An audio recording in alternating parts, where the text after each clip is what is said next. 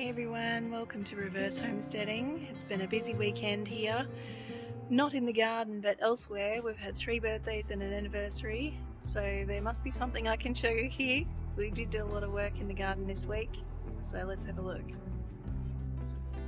Our little Gippsland Gold potatoes are continuing to die back and slow down. Die back sounds so final, doesn't it? I guess it is. But yes, indeterminate potatoes.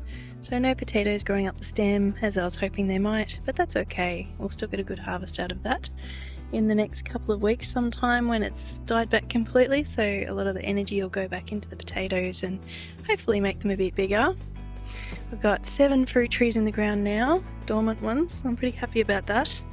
Growing piles of cardboard in the back for more garden beds on the way. We've got a Moore Park apricot here. A Sweet Sensations Nectarine, that's a full-sized one.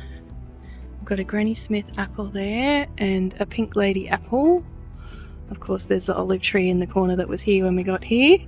We've got a Lapin cherry, sorry I can't see my screen. And we've got a Stella cherry here, so they're both self-fertile, as you may know. We've got berry bushes over here and we've got our winter veg here. Lots of dragon fruit as well. So I was pretty happy when I started to do some research on when to prune fruit trees when you plant them, and it's not yet. Pretty happy about that.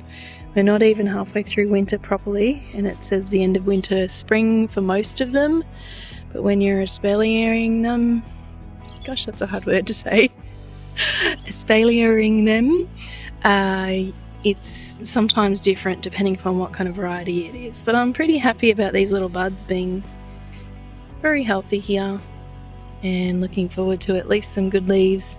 Not sure that we'll have fruit this year. Depends upon if I'm brave enough to take the flowers off. We'll see.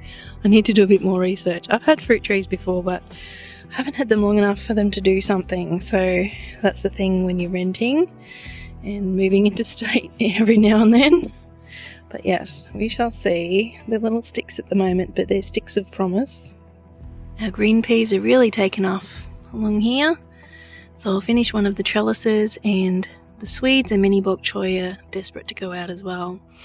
So they're the next things coming out of my greenhouse, as well as some spring onions. I'll put those with the other spring onions. Perhaps even the lemon balm, but it might be a bit early unless I can properly look after them for spring. But we shall see. And sadly, one of my winter times, the seeds did get a bit mixed up. One of them is a poppy. See the one on the right? That's a poppy. So I've only got one winter time for my winter time. Anyway, we will get there. It's only the first year here. I was speaking to someone about my channel. They didn't know it existed, a new friend. And she said, oh, it'll be great because, you know, you're starting from scratch. And I said, yeah, I suppose people might want to see that. So it's still messy because of the cardboard boxes and this and that. But we've got mulch chopped. We've got more garden beds going in here.